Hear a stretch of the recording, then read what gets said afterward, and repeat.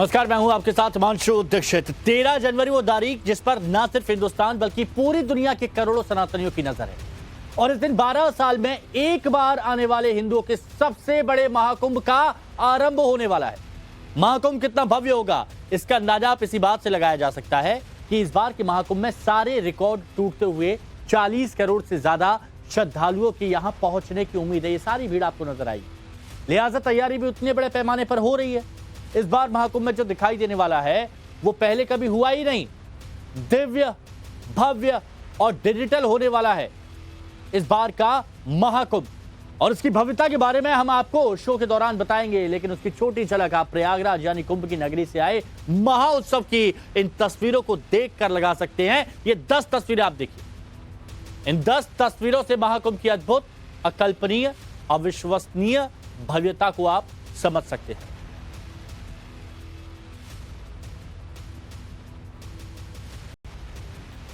और चलिए एक और बड़ी खबर आपको बताते हैं। महाकुंभ में निरंजनी अखाड़े की भव्य पेशवाई हुई। जूना अखाड़े के बाद निरंजनी अखाड़े की पेशवाई हुई।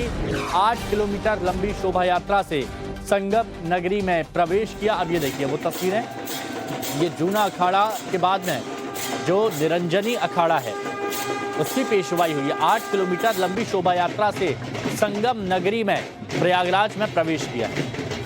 महाकुंभ 13 जनवरी से शुरू होने वाला है और इसी कड़ी में आज निरंजनी अखाड़े की भव्य पेशवाई हो रही है। तस्वीरें देखो। भगवान कार्तिकेय को इष्ट देव मानने वाला यह अखाड़ा अपने पढ़े लिखे संतों और परंपराओं के लिए बहुत प्रसिद्ध है। जूना अखाड़े के बाद इसे सबसे ताकतवर अखाड़ा माना जाता है। निरंजनी अखाड़े के साधु संत भव्य तरीके से अपने लाव लश्कर के साथ मेला क्षेत्र में छावनी प्रवेश कर रहे हैं और ये तस्वीर आप देखिए।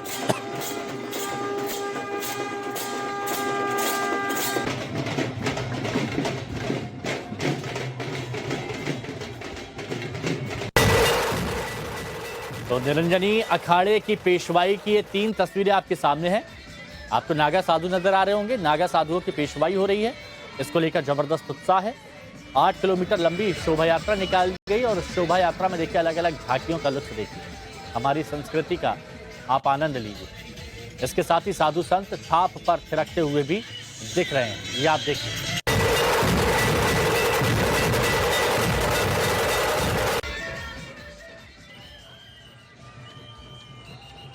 निरंजनी अखाड़े की जो पेशवाई है वो भव्य तरीके से निकल रही है और ऐसे में हमारे साथ बातचीत करने के लिए कैलासानंद महाराज जी हैं। महाराज जी, आज शोभा यात्रा निकल रही है भव्य तरीके से, क्या कहना चाहेंगे?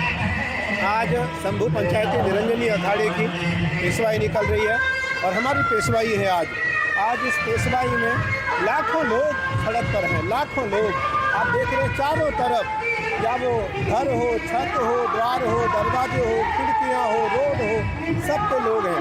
मुझे लगता है यह एक अलौकिक परंपरा है और इस अलौकिक परंपरा में जिन लोगों को भाग लेने का अवसर मिल रहा है वो जो संदेह बधाई के पात्र हैं, साधुवाद के पात्र हैं, भाग्यशाली हैं। और आज पंचायती श्री शंभू पंचायती निरंजनी अखाड़े की आज जो पेशवाई निकल रही है वो नगर दर्शन है, नगर भ्रमण है। तीर्थराज प्रयाग में महाकुंभ हो रहा है। तीर्थराज प्रयाग उत्तर प्रदेश में महाकुंभ हो रहा है और इस महाकुंभ में जो तीर्थराज प्रयाग में देवी देवता विराजमान रहते हैं, आज सभी शंभू पंचायती निरंजनी अखाड़े के संत महापुरुष आचार्य महामंडलेश्वर खुद में, मेरे साथ जितने भी महामंडलेश्वर, मंडलेश्वर, आनंद अखाड़े के आचार्य हैं, वो सब के सब नगर देवताओं का दर्शन कर रहे हैं, नगर देवताओं का अभिवादन कर रहे हैं और उसके बाद हम सब अपनी छावनी में प्रवेश करेंगे। तो चलिए अब आपको बताते हैं कि आखिर हम क्यों कह रहे हैं कि महाकुंभ है तो मुमकिन है। महाकुंभ 2025 सबसे खास और सबसे अलग कैसे है वो भी हम आपको यहां पर बताते हैं। तो देखिए, बजट की बात करें तो महाकुंभ का बजट 4 गुना ज्यादा बढ़ा है। 4 गुना ज्यादा, इधर देखिए, 4 गुना ज्यादा। इस एरिया के मामले में महाकुंभ 2025 बहुत ग्रैंड, बहुत बड़ा है। 2024 100 हेक्टेयर बड़ा मेले का क्षेत्रफल है। 2013 के मुताबिक 2.5 गुना ज्यादा है 2013 के। और सुरक्षा के लिहाज से देखें तो मेले में 56 पुलिस चौकियां, माफ कीजिएगा 56 पुलिस थाने हैं, 144 चौकियां यहां पर। और पिछली बार से 38,000 जवान, 38,000 ज्यादा जवान यहां पर आप देखेंगे। 40 करोड़ से ज्यादा लोग यहां पर आ सकते हैं और इसके साथ ही मौनी अमावस में 4 करोड़ का यहां पर अनुमान जताया जा रहा है। वहां पहुंचने के लिए ट्रांसपोर्ट कनेक्शन भी बढ़िया किया गया है। बड़े शहरों से फ्लाइट की कनेक्टिविटी यहां पर की गई है। 3000 स्पेशल ट्रेनें यहां पर चलाई जाएंगी। ट्रांसपोर्ट के बारे में हम यहां पर आपको बता रहे हैं। लाइटिंग की बात करें तो रात में भी दिन जैसी रोशनी होगी। 391 करोड़ रुपए बिजली पर खर्च किया जाएगा। ये सुविधाएं हैं। 150 महाराजा यानी वीआईपी टेंट सिटी यहां पर बनाई गई है। 1500 यहां पर सिंगल रूम है और 400 फैमिली टेंट यहां पर तैयार किए गए हैं। तो महाकुंभ की ये छटा तब दिख रही है जब उसकी शुरुआत ही नहीं हुई। सोचिए 13 जनवरी से ये कितना भव्य, दिव्य और अलौकिक आयोजन होगा। 2025 का महाकुंभ कई रिकॉर्ड तोड़ने वाला है और इस बात की तो पूरी गारंटी है। महाकुंभ को लेकर जबरदस्त उत्साह तो है ही।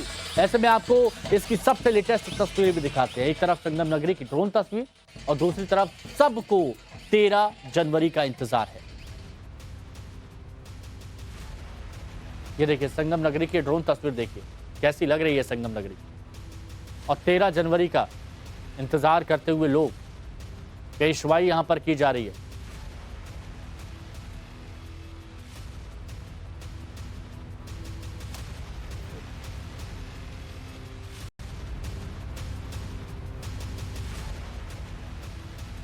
और इस महाकुंभ में कई रिकॉर्ड्स टूटने वाले हैं। ये तो सब जानते हैं। ये महाकुंभ हाईटेक है, ये भी जानते हैं। और इसमें तकनीक का भी नेक्स्ट लेवल इस्तेमाल हो रहा है। लेकिन कैसे हो रहा है वो हम आपको बताते हैं। तो यहां पर आप देखिए कि एआई कैमरे के जरिए क्राउड मैनेजमेंट किया जाएगा। क्राउड मैनेजमेंट के लिए 328 आर्टिफिशियल इंटेलिजेंस कैमरे यहां पर लगाए गए हैं।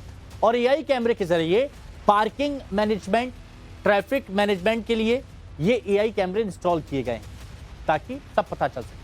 एंटी ड्रोन कवरेज में ये पूरा मेला रहेगा और बिना इजाजत मेले में कोई ड्रोन नहीं उड़ा पाएगा। सिर्फ प्रशासन के ड्रोन होंगे जो यहां पर आपको देखेंगे। इसके अलावा रोबोट से आग बुझाई जाएगी। फायर फाइटर्स जो होंगे, फायर ब्रिगेड होगी, वो रोबोट से आग बुझाएंगे अगर कहीं पर ऐसी लगती है तो। 4 एटीवी ऑल टेरेन व्हीकल्स और फायर रोबोट का इस्तेमाल किया जाएगा। डूबने वाले को रोबोट भी बचाएगा। ये रोबोट सिर्फ ऐसा नहीं कि आग बुझाएगा, डूबने वालों को भी बचाएगा। 140 किलो से ज्यादा के वजन तक रेस्क्यू कर सकता है। ये रोबोट की बात की जा रही है। अगर कोई 100 किलो का भी शख्स अगर डूब रहा है तो उसे भी बचा सकता है। P3 ड्रोन से निगरानी की जाएगी। ऊंचाई पर इंस्टॉल किए गए हैं ये हाईटेक कैमरे। इसके अलावा घर पर बैठे महाकुंभ के दर्शन आप कर सकेंगे। घर बैठे टीवी, सोशल मीडिया पर इसकी लाइव स्ट्रीमिंग की जाएगी। बहुत सारे लोग नहीं देख पाते, तो इस बार ये भी सुविधा आप लोगों की तरफ से आप लोगों के लिए की गई है। महाकुंभ ऐप यहां पर लॉन्च किया गया है। सहायक चैटबॉट मौजूद है यहां पर। चैटबॉट 11 भाषाओं में जवाब देने में सक्षम है। यानी अगर विदेशी पर्यटक यहां पर आते हैं, श्रद्धालु आते हैं, तो उनको उनकी भाषा में उनके सभी सवालों का जवाब दिया जाएगा। चैटबॉट जिसका जिक्र प्रधानमंत्री नरेंद्र मोदी की तरफ से भी किया गया था। तो महाकुंभ में श्रद्धालुओं का पूरा ख्याल रखा जा रहा है।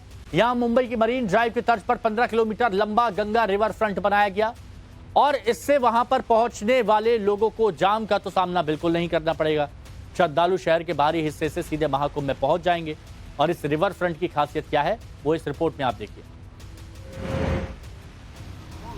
प्रयागराज में 12 साल बाद लगने वाला महाकुंभ कई कीर्तिमान का साक्षी बनने जा रहा है। 45 दिनों तक चलने वाले इस महाकुंभ में लगभग 40 करोड़ श्रद्धालु आस्था की डुबकी लगाएंगे और उनके लिए योगी सरकार की ओर से विशेष इंतजाम किए गए हैं। और इन्हीं व्यवस्थाओं में से एक है मुंबई के मरीन ड्राइव के तर्ज पर बना ये गंगा रिवर फ्रंट, जो महाकुंभ क्षेत्र में गंगा के ठीक किनारे ये बनाया गया है। लगभग 15 किलोमीटर ये लंबा रिवर फ्रंट है जो रसूलाबाद को सीधे नागवास्कु से जोड़ेगा। और इसके बनने के बाद से जो श्रद्धालु होते थे उनको अब जाम से मुक्ति मिल जाएगी, क्योंकि उनको पहले शहर के अंदर से होकर आना पड़ता था, लेकिन अब वो सीधे महाकुंभ क्षेत्र में आएंगे और संगम में डुबकी लगा सकते हैं। अगर इस रिवर फ्रंट के बारे में हम आपको दिखाने की कोशिश करें तो यहाँ पर जगह जगह कुछ इस तरीके के जो पत्थर के बेंच बनाए गए हैं। आप देखिए कि ये पत्थर के बेंच बनाए गए हैं और यहाँ पर बैठकर जो श्रद्धालु होंगे, जो संत होंगे, वो महात्मा होंगे, वो आसानी से गंगा के इस खूबसूरत नजारे को देख सकते हैं। और यहाँ पर देखिए किस तरीके की शानदार पेंटिंग्स की गई है। अगर इसके साथ ही हम आपको दिखाने की कोशिश करेंगे तो इस रिवर फ्रंट के दूसरी तरफ अगर दूसरे हिस्से के छोर के बारे में दिखाने की कोशिश करें तो यहाँ पर इस तरीके के खूबसूरत पार्क जो हैं वो जगह जगह बनाया गया, ये डॉल्फिन पार्क यहाँ पर बनाया गया है।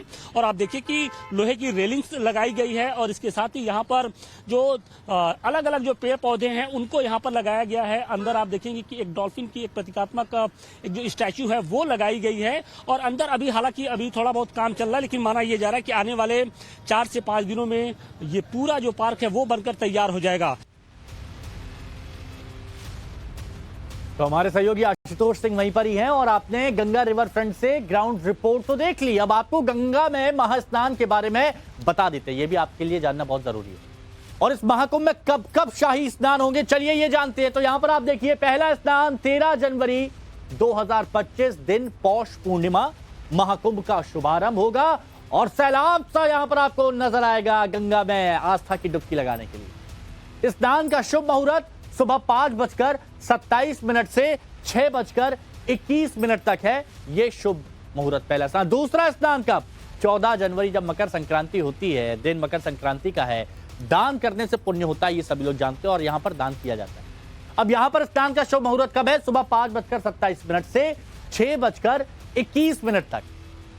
तीसरा स्नान 29 जनवरी 2025 दिन है मौनी अमावस्या व्रत के साथ मौन रखने का महत्व है।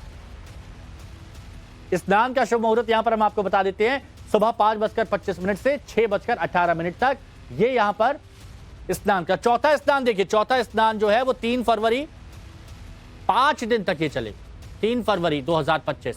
और वसंत पंचमी है, स्नान करने से यहां पर मोक्ष की प्राप्ति होती है। और स्नान का शुभ मुहूर्त यहां पर है 5:23 से 6:16 तक। पांचवा स्नान जो है शाही स्नान, वो माघी पूर्णिमा 12 फरवरी 2025, अश्वमेध यज्ञ के बराबर यहां पर फल मिलता है। श्री रामचंद्र जी ने भी कराया था अश्वमेध यज्ञ, तो बस ऐसा ही आपको फल मिलेगा अगर आपने इस वक्त पर नहा लिया। वक्त देख लीजिए, 5:19 से 6:10 तक। इसके साथ ही छठा जो शाही स्नान होगा वो होगा 26 फरवरी और 2025 दिन महाशिवरात्रि। हर हर महादेव। महाकुंभ का यहां पर समापन होगा। और यहां पर स्नान का शुभ मुहूर्त कब होने वाला है? देखिए टाइम, 5:09 से 5:59 पर आप स्नान कर लीजिए। शुभ मुहूर्त है, आपको पुण्य मिलेगा। ये महाकुंभ में महास्नान, शाही स्नान भी जिसे कहा जा सकता है, तो वो हम आपको उसका वक्त भी आपको बता दिया है, तो इस पर आपको ध्यान देना होगा। तो महाकुंभ में सुरक्षा व्यवस्था भी पूरी तरह से चाक चौबंद है। प्रयागराज आने जाने वाली हर एक गाड़ी की चेकिंग की जा रही है। जगह जगह चेक पोस्ट पर पुलिस का चेकिंग अभियान चल रहा है। बॉम्ब स्क्वाड भी है, डॉग स्क्वाड भी है, दोनों एक्टिव है। कहीं पर कोई चूक की गुंजाइश नहीं है। सरकार प्रशासन फुल ऑन एक्टिव मोड में है। हर एक गाड़ी, ये देखिए कैसे चेकिंग यहां पर की जाती है। डॉग स्क्वाड भी है, जो लोग यहां पर आ रहे हैं उनका सामान वगैरह चेक किया जाता है। अब ये देखिए कि बोनट खोल के बाकायदा चेकिंग की जा रही है। नीचे कहीं कुछ बम वगैरह तो नहीं लगा हुआ है, तो उसकी भी नीचे चेकिंग की जा रही है। पूरे कुंभ क्षेत्र में 7 लेयर जो सिक्योरिटी है उसके अरेंजमेंट किए गए हैं। और आप देखिए कि जो सुरक्षा एजेंसियां हैं वो इस वक्त महाकुंभ की सड़कों पर उतरकर किस तरीके से जो सिक्योरिटी के पड़ताल है वो कर रही है। आप देखिए कि बम स्क्वाड के साथ साथ जो जनरल पुलिस है वो भी इस वक्त एक्टिव है। और जो जितनी भी गाड़ियां हैं उनका खासतौर से पूरी तरीके से पड़ताल किया जा रहा है। एक ये जितने भी आप कर्मचारी इस वक्त देख रहे हैं कि अत्याधुनिक जो उपकरण है उससे लैस है और उसके जरिए पूरी तरीके से इनकी सिक्योरिटी की जा रही है। तो निश्चित तौर पे जिस तरीके से लगातार धमकियां दी जा रही हैं, जो सुरक्षा एजेंसियों के पास से जो तमाम खबरें आई हैं उसके बाद से जो सुरक्षा एजेंसियां हैं वो बिल्कुल अलर्ट हो चुकी हैं। और आप देखिए कि सीईओ लेवल के जो अधिकारी हैं वो खुद इस वक्त जो सुरक्षा के जो जिम्मा है उसको उन्होंने उठा रखा है। न सिर्फ बीडीएस बल्कि जो डॉग स्क्वाड है उसकी भी टीम यहाँ पर पहुंची है। और देखिए कि ये डॉग स्क्वाड के साथ यहाँ पर जो आने जाने वाले जो लोग हैं उनकी गहनता के साथ चेकिंग की जा रही है। तो निश्चित तौर पे खतरा बड़ा है, लिहाजा चौकसी भी बड़ी की जा रही है। अब देखिए कि जितने भी यात्री यहाँ पर हैं सबकी एक एक बारी बारी से चेकिंग की जा रही है। न सिर्फ उनका आधार कार्ड का मिलान किया जा रहा है बल्कि जो गाड़ियों के कागज हैं उनकी भी चेकिंग की जा रही है। इसके साथ ही AI टेक्नोलॉजी का इस्तेमाल किया जा रहा है। तो खतरा बड़ा है, लिहाजा अब जो सिक्योरिटी के इंतजाम हैं वो लगातार और चौकस किए जा रहे हैं।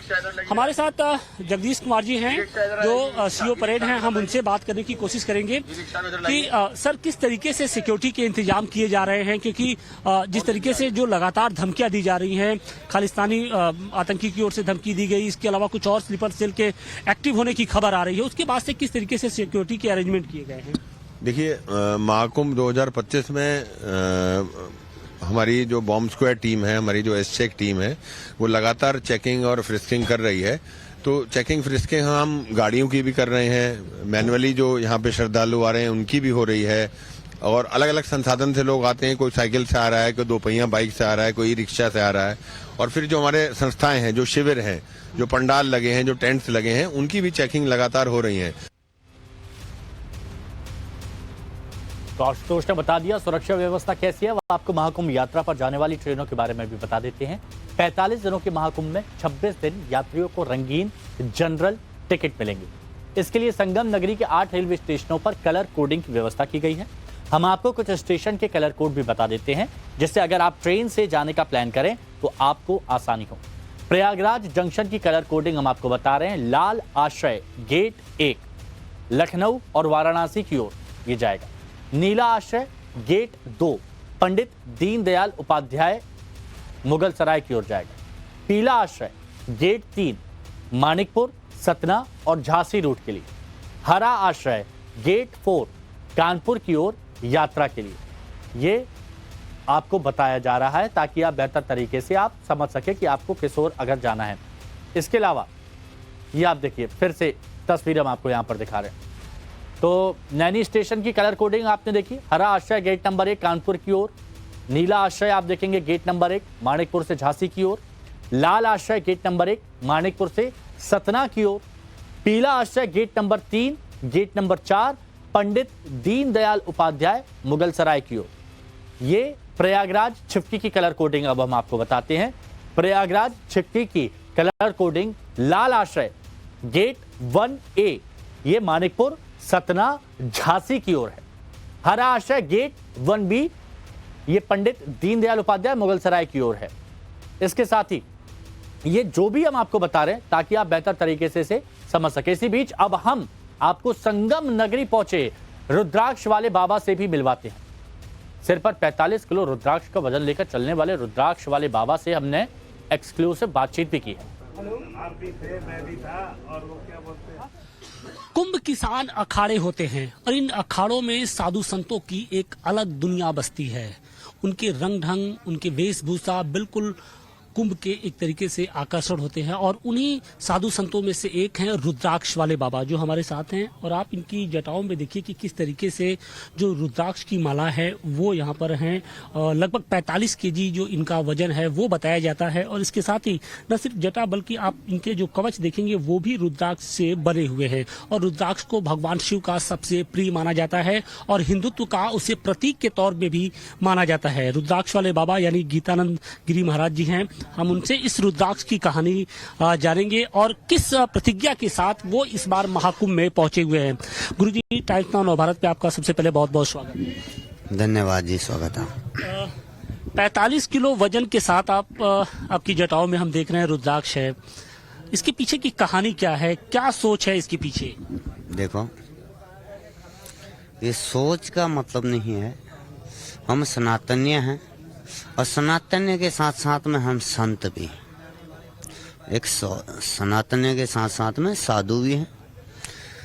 गुरु महाराज की कृपा से, भेग भगवान की कृपा से, गजानन भगवान की कृपा से और भोलेनाथ के शंकर भगवान की कृपा से हमारी जो कृपा हुई है वो संतान इसी के प्रकार से कि जो है हमारे माता पिता जी के संतान इसी से हुई है। तो परमात्मा का जो है दिया हुआ वरदान है। यहीं अर्धकुंभ में से हमने संकल्प लिया था।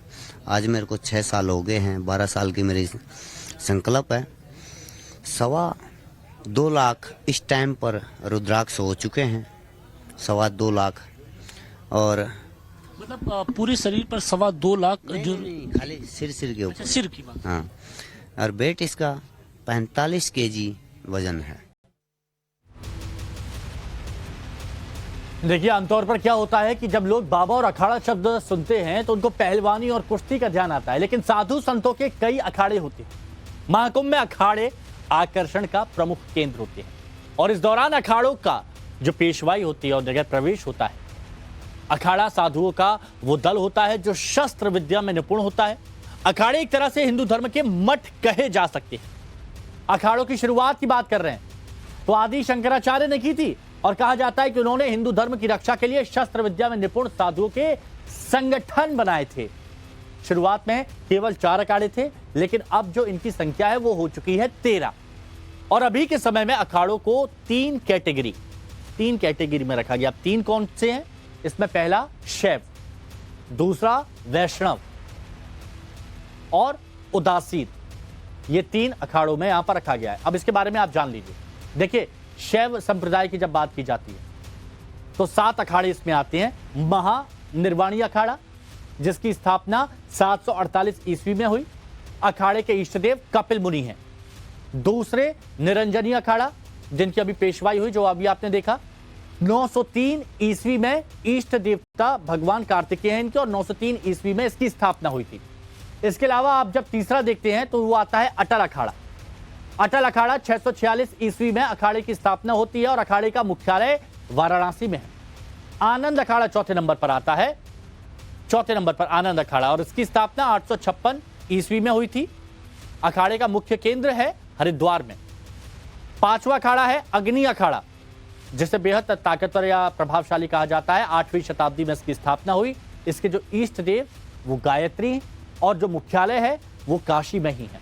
छठा है जूना अखाड़ा, शैव संप्रदाय का सबसे बड़ा अखाड़ा ये कहा जाता है, और इसकी स्थापना उत्तराखंड के कर्णप्रयाग में हुई 1145 में। साथ ही 7वां है आवाहन अखाड़ा। इस अखाड़े की स्थापना 547 ईस्वी में हुई। इनके इष्ट देवता गजानन दत्तात्रेय हैं। वैष्णव संप्रदाय में 3 अखाड़े आते हैं। वैष्णव संप्रदाय में अब इसमें पहला कौन सा अखाड़ा है? पहला अखाड़ा इसमें आता है दिगंबर अखाड़ा। 500 साल पहले अयोध्या में इसकी स्थापना हुई थी। गुजरात के साबरकांठा में इसका मुख्यालय है। दूसरा होता है निर्मोही अखाड़ा। अब अखाड़े की स्थापना 14वीं शताब्दी में अखाड़े के इष्ट देव हैं भगवान हनुमान। तीसरा निर्वाणी अखाड़ा होता है और इस अखाड़े की स्थापना 748 ईस्वी में हुई और इनके देवता हैं भगवान विष्णु। भगवान विष्णु। अब उदासीन संप्रदाय में 3 अखाड़े आते हैं। अब यहां पर सबसे पहले देखिए पंचायती बड़ा अखाड़ा, हरिद्वार के हर की पैड़ी में स्थापना है, प्रयागराज में प्रमुख आश्रम है।